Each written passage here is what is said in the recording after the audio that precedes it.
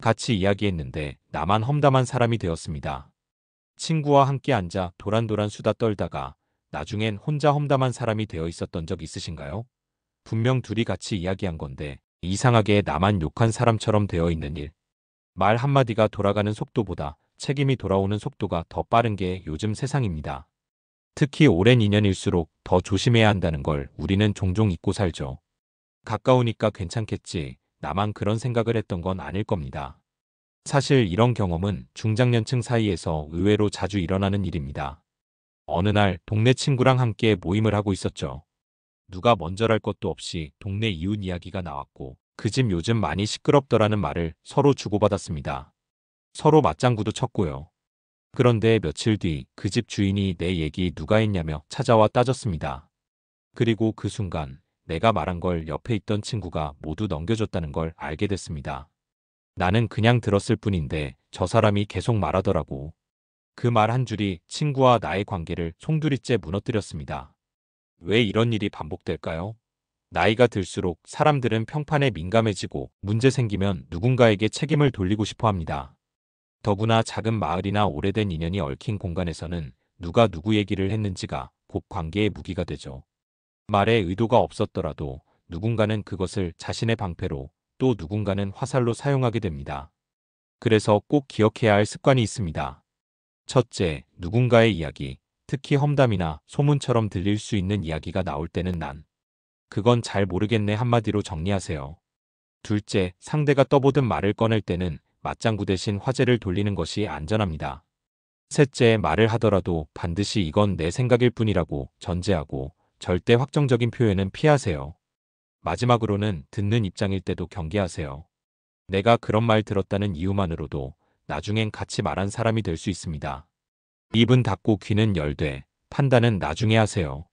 가깝다고 방심하면 오히려 더 큰 상처가 돌아옵니다. 말을 아끼는 사람일수록 신뢰받는 이유, 지금부터 직접 느껴보시길 바랍니다. 2. 괜찮다고 말했을 뿐인데 돈 얘기로 번졌습니다. 우리는 그냥 괜찮아라는 말 정말 아무 뜻 없이 한 적 많으시죠? 근데 그 한마디가 나중엔 돈이 있는 사람이라는 소문으로 번지고 결국 사람들의 기대와 부담으로 돌아오는 걸 경험해 본 적 있으신가요? 분명히 걱정이 많고 불안도 있는데 그 한마디 때문에 사람들의 시선이 달라지기 시작합니다. 친했던 친구들도 갑자기 거리감을 두거나 반대로 필요할 때만 연락하는 일이 늘어나죠. 이런 이야기를 들은 적 있습니다. 동창 모임에서 한 분이 요즘 물가 너무 올라서 걱정이야라고 하자 다른 친구가 그래도 우리는 아파트 하나 있으니까 조금은 낫지라고 웃으며 말했습니다. 그 자리는 그냥 지나갔지만 그날 이후 이상하게 그 친구에게 부담이 몰리기 시작했어요. 다음 모임 때는 이번엔 형편 괜찮은 분이 쏘셔야죠라는 농담이 이어지고 급기야 급전이 필요하다며 돈을 빌려달라는 전화도 오게 되었죠. 그때서야 알았대요. 그 괜찮다는 말이 사람들에게는 도움 줄 수 있다는 신호로 들렸다는 걸요. 왜 이런 일이 생길까요? 노년기에 들어서면 경제적 불안이 일상이 됩니다. 연금은 빠듯하고 병원비는 점점 늘어나고 자녀 지원까지 하다 보면 한푼이 아쉬운 삶이죠. 이런 상황에서 누군가 괜찮아라고 말하면 그건 마치 여유가 있다는 말로 들리기 쉬운 겁니다. 그리고 그 순간부터 관계의 역학이 미묘하게 바뀝니다. 친구였던 사람이 기대하는 사람이 되고 나는 조심스러운 사람이 되는 거죠. 그래서 이젠 말습관을 바꿔야 합니다. 첫째, 아무리 여유가 있어도 요즘 우리도 빠듯해라는 말을 습관처럼 하세요. 둘째, 구체적인 재산이나 수입 이야기는 절대 하지 마세요. 조금 모아둔 게 있어 정도로 흐리게 표현하는 게 좋습니다. 셋째, 누가 돈을 빌려달라고 하면 우리도 갑자기 쓸 일이 많아서 지금은 어렵다고 정중히 거절하세요. 직접적인 거절보다 상황을 이유로 대면 관계도 상하지 않아요. 자신의 삶을 지키기 위해서는 괜찮다는 말부터 조심해야 합니다. 그 말은 무심코 내뱉지만 듣는 사람에게는 부담을 넘기는 초대장이 될 수 있습니다. 진짜 괜찮아지려면 아무 말이나 괜찮다고 하지 않는 지혜부터 시작하세요. 3. 기쁜 자식 자랑이 관계를 어색하게 만들었습니다. 우리 아들 이번에 진급했어. 손자가 상 받아서 너무 기뻐 같은 이야기 그냥 기쁜 마음에 털어놓은 적 있으시죠? 그런데 그 말을 꺼내고 나서 대화 분위기가 싸해졌던 적 혹시 있지 않으셨나요? 서로 웃으며 시작한 자리였는데 내 말 이후로 대화가 끊기고 눈치가 흐려지는 그 느낌. 자식 자랑이 왜 이렇게 조심스러워졌을까요? 60대 김순자 씨는 동창 모임에서 아들 이야기를 꺼냈다가 난감한 일을 겪었습니다. 요즘 우리 애 회사에서 승진해서 일이 많아졌대. 손자 학원도 보내고 피아노도 배우고 있어. 그냥 기쁜 소식이라 생각하고 말했죠. 그런데 옆에 있던 친구 한 명의 표정이 굳어졌고 그 뒤로는 연락도 뜸해졌습니다. 나중에 알게 된 사실은 그 친구의 아들은 퇴직 후 재취업이 안 되어 우울증까지 앓고 있었던 거였어요. 또 다른 친구는 손자를 거의 못 본다고 했었고요. 순자 씨는 말합니다. 내 얘기가 누군가에게 자랑처럼 들렸다는 걸 너무 늦게 알았어요. 왜 이런 일이 벌어질까요? 자식 문제는 시니어 세대에서 가장 예민한 화제입니다. 우리 세대는 자식을 위해 모든 걸 쏟아부으며 살아왔죠. 그래서 자식의 성취는 곧 내 삶의 성적표처럼 여겨지는 겁니다. 자랑이 아닌 정보처럼 말해도 듣는 이에게는 나는 저렇지 못한데 라는 감정을 불러올 수 있어요. 그리고 그 감정은 곧 관계의 어색함으로 이어지죠. 그렇다고 자식 이야기를 아예 하지 말라는 건 아닙니다. 다만 말하는 방식이 바뀌어야 합니다. 첫째, 기쁜 소식은 걱정으로 포장하세요. 진급은 했는데 요즘 너무 바빠서 건강이 걱정이야. 둘째, 상대방 자식 상황을 알면 그 주제는 피하거나 다른 사람의 자식도 함께 칭찬해 주세요. 그 집 아이도 참 성실하다며 같은 말이 관계를 부드럽게 만듭니다. 셋째, 구체적인 금액, 회사 이름 같은 숫자 표현은 지양하고 적당히 잘 다닌다는 정도로 표현을 낮춰야 합니다. 자식 자랑은 칭찬이 아닌 비교로 들릴 수 있는 민감한 주제입니다. 그래서 기쁨은 일기장에, 걱정은 친구와 나누는 것이 더 건강한 관계를 유지하는 방법일 수 있습니다. 말 한마디에 담긴 온도의 차이가 사람 사이의 거리를 결정합니다. 기쁜 이야기일수록 더 조심히 꺼내야 한다는 것 기억해 주세요. 4.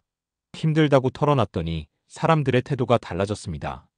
괜히 말했다는 생각 한 번쯤 하신 적 있으시죠?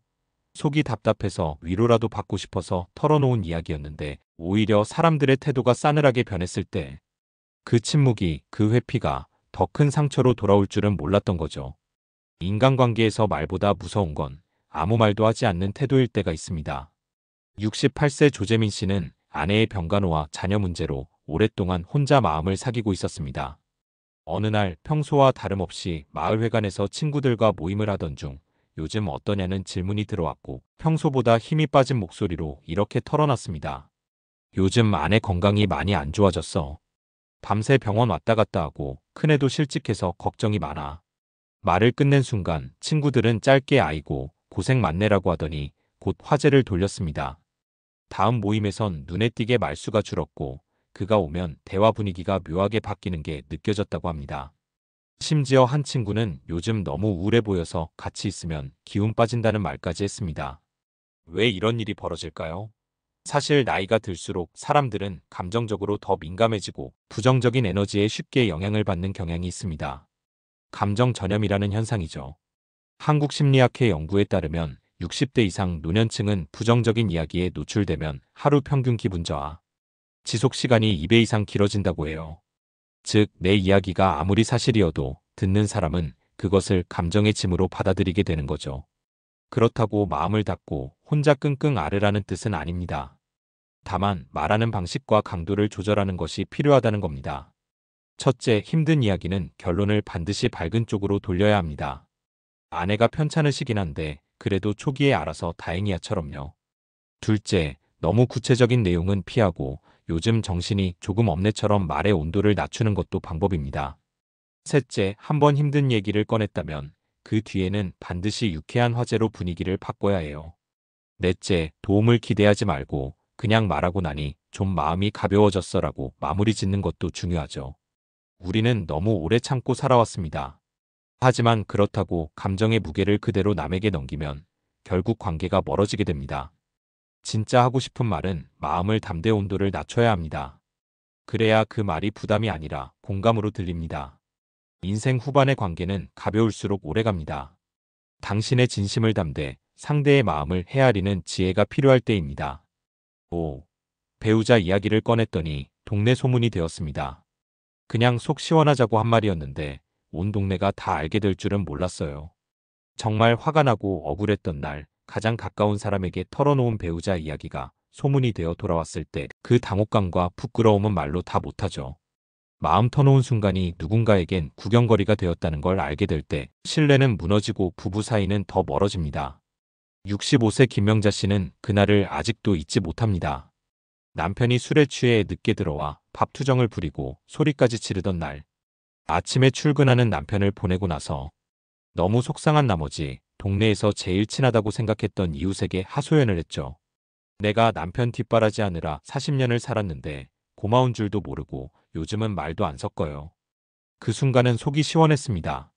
그런데 며칠 뒤 전혀 모르는 이웃이 남편이랑 요즘 많이 안 좋으시다면서요? 라고 묻는 걸 듣고 명자 씨는 얼굴이 화끈거렸습니다. 이야기가 돌고 돌아 이제는 마트에서도 공원에서도 수군거리는 소리가 들리기 시작했죠. 왜 이렇게 빠르게 소문이 퍼지는 걸까요? 부부 이야기는 누구에게나 관심 있는 핵심 소재이기 때문입니다. 특히 오랜 결혼 생활을 이어온 시니어 세대에게는 남의 집, 부부 이야기가 자신의 삶을 비춰보는 거울이 되기도 하거든요. 나만 그런 게 아니구나라는 위안을 얻기도 하고 반대로 우린 그래도 낫지라는 위안도 얻게 되죠. 그래서 더 자극적인 내용일수록 더 빠르게 퍼지는 겁니다. 게다가 가까운 사이일수록 이건 말하지 말라는 당부가 오히려 입을 더 가볍게 만들죠. 그렇다면 정말 답답할 때는 어떻게 해야 할까요? 첫째, 배우자 이야기를 꺼낼 땐 불만이 아닌 걱정으로 포장하세요. 요즘 남편이 좀 지쳐 보여요. 말도 까칠해지고 같은 식으로요. 둘째, 구체적인 말과 상황은 피해야 합니다. 밥 투정했다, 고함을 질렀다는 말은 듣는 사람의 상상을 더 자극할 뿐입니다. 셋째, 혹시 불만을 말하게 되더라도 그래도 가족 생각은 하는 사람이에요. 같은 긍정적인 말로 균형을 맞춰주세요. 넷째, 이 얘긴 비밀이야라는 말은 오히려 역효과를 불러옵니다. 처음부터 퍼져도 괜찮을 만큼만 말하세요. 다섯째, 감정이 격할 땐 24시간만 기다리세요. 하루만 지나도 말의 방향이 달라집니다. 부부 사이의 일은 함께 해결하는 것이 가장 안전합니다. 남편에게 직접 어제 그 말 좀 서운했어라고 조심스럽게 말해보는 것이 오히려 관계를 지키는 방법입니다. 정말 누군가에게 털어놓고 싶다면 가족 상담센터나 전문기관의 상담사를 찾는 것이 좋습니다. 그곳은 적어도 이야기가 퍼질 걱정은 없으니까요. 말은 한 번 퍼지면 되돌릴 수 없습니다. 부부 이야기일수록 그 파장은 오래갑니다. 가장 사적인 이야기를 가장 쉽게 꺼내는 순간 그 인생의 균형이 흔들릴 수 있다는 것, 명자 씨는 뒤늦게 깨달았다고 합니다. 속이 시원하자고 한 말이 40년 함께한 남편과의 거리만 벌어졌어요. 지금도 그녀는 말합니다. 가장 가까운 사람 이야기는 가장 먼 데서 꺼내야 한다고요.